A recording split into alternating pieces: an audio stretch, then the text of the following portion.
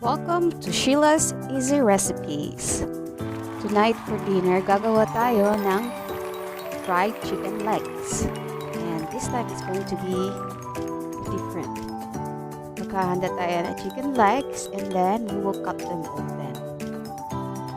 I have 5 chicken legs in the fridge and we'll cut them open.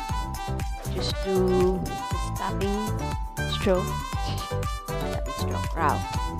Yan. Iwain natin. We'll cut it open. Wala namang rule dito. So, iwain lang natin hanggang sa mag-open siya. This is to make sure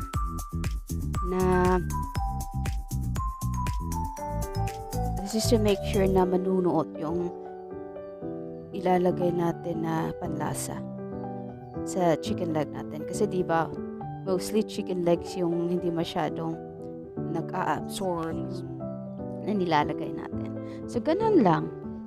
Open lang yung leg na ganun.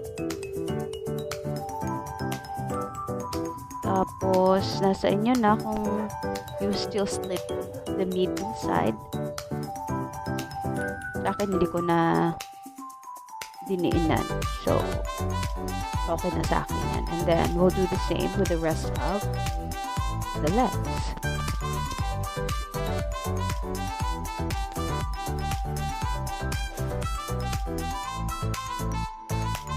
Hinahinay lang sa pag-open. I use scissors.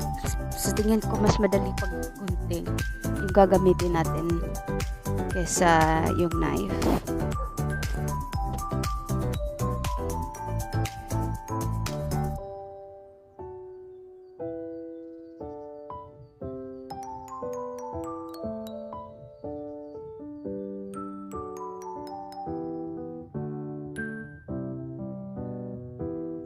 Okay, so yun tapos na. So ito yung panlasa natin. It's going to be 1:5. If you put 1 tablespoon of salt, you put 6 tablespoon of sugar. Tapos mix.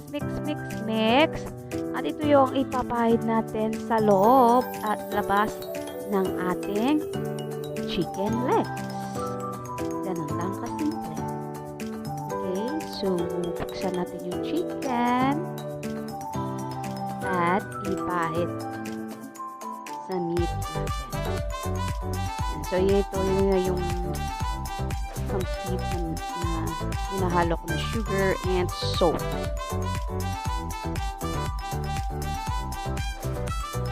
So, pahid lang. Don't put a lot. Yung tamang-tama lang. Ilagay nyo.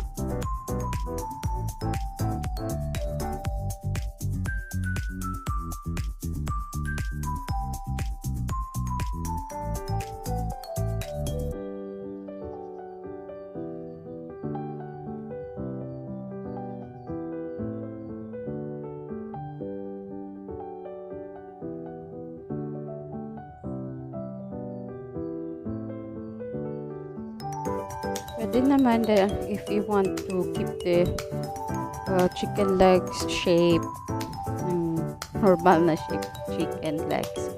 Pwede nyo siyang isara and then secure it with toothpick while you are frying it. Para hindi siya buka. But for me, hindi ko na siya nilagyan ng toothpick. So, we will let it rest for mga 10 to 20 minutes or overnight. Mas maganda para mas manunot yung flavor niya. So, lalagay lang natin ito sa refrigerator bago natin siya kain. Eto na, yung marinated chicken legs natin. They are ready for frying. Matagal ko na itong binaluto at dinatikman. Ito yung isa sa mga recipes ng nanay ko na gusto ko. Ngayon ko lang naalala talaga. Kasi nakita ko sa fridge. Chicken legs na nandun sa fridge or chicken. Well, my thigh, tapos legs. So, kinuha ko yung legs. So, yun. So, these are ready for frying. I just marinated this for 10 to 20 minutes. And mainit na yung oil natin. Dapat mainit yung oil. So I just use a small tawag dito. Parang maliit lang siya na kasi. Tapos, dapat naging golden brown na siya. Ayun, the skin. And here's our finished product. So, ito yung chicken legs natin na minarinate lang natin sa sugar at salt. Yung dinisol ko is yung sugar at salt. Pinakuluan ko lang. And then, just to give the chicken legs some moist. It's just optional. Nasa inyo na yan. It's so yummy. I promise this is a must try. At tapos nilagay ko ng mixed vegetables. I hope you like it. I know you will like it. Enjoy!